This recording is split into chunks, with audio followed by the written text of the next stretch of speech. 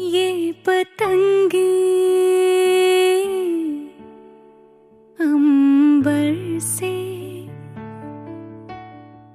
कहती मेरो बाबु मेरो त नानु ये हवाएं कहती my mood lifter क्या बादल and our presence is all what I need.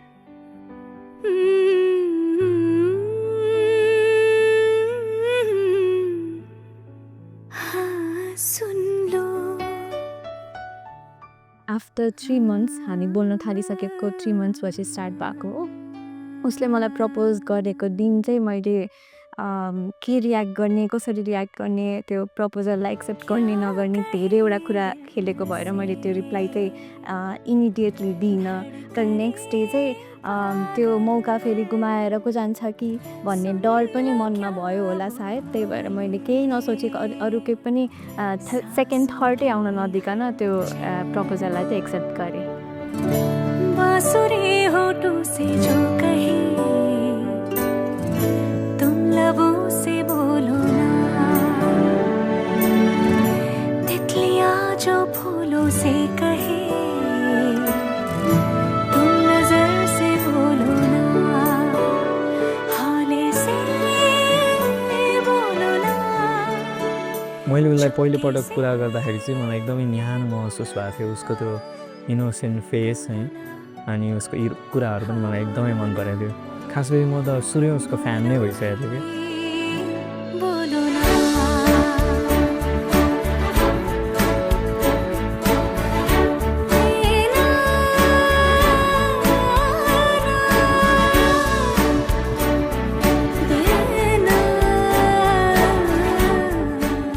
मेरो लागि एउटा राम्रो साथी, बेस्ट फ्रेन्ड, जुन चाहिँ अब जीवन साथी भनौँ, लाइफ पार्टनर।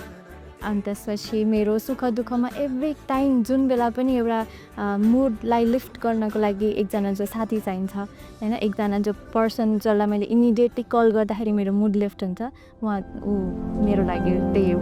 मायाको संसारमा डुबेर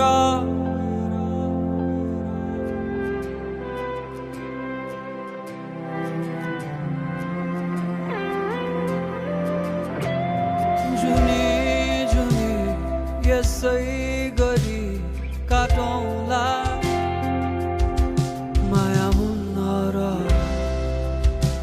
हामी चाहिँ MBBS 2016मा अनि जोइन गरेका थियौँ। अनि जोइन गरिसकेपछि चाहिँ मैले उसलाई फर्स्ट टाइम क्लासमा आउँदै गरेको देखेको थिएँ। रेड कलरको ज्याकेट लगाएको थियो उसले। मलाई थाहा थिएन कि त्यो रेड ज्याकेट कुनै दिन अब रेड साडी हुँदैछ भनेर चाहिँ।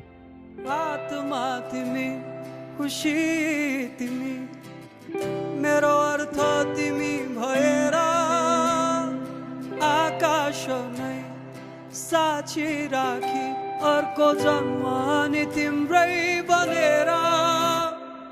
आत्मा तिमी खुसी तिमी मेरो अर्थ तिमी भएर आकाश नै साक्षी राखी अर्को जन्म नि तिम्रै बनेर। जुनी जुनी यसै गरी काटौँला मनैभित्र माया लुकाई बाँचौँला तिमी। मेरो लागि त सबैभन्दा इमोसनल भनेको सिन्दुरको बेला थियो। त्यो जब म सिन्दुर हाल्न रेडी भएँ, इट वाज पेन्ट मोमेन्टलाई। अरूभन्दा पनि कस्तो थियो भन्दाखेरि चाहिँ मैले यज्ञमा बस्दै गर्दा होइन कस्तो कस्तो विधिहरू मलाई लगाउँदै हुन्थ्यो। गुरुले मलाई त्यो अनुसार एक्सप्लेन पनि गर्दै हुन्थ्यो कि यो हो है, तपाईँहरूले धरतीको कसम खाएर चाहिँ मेरो हो भनेर भन्दै हुनुहुन्छ। I was like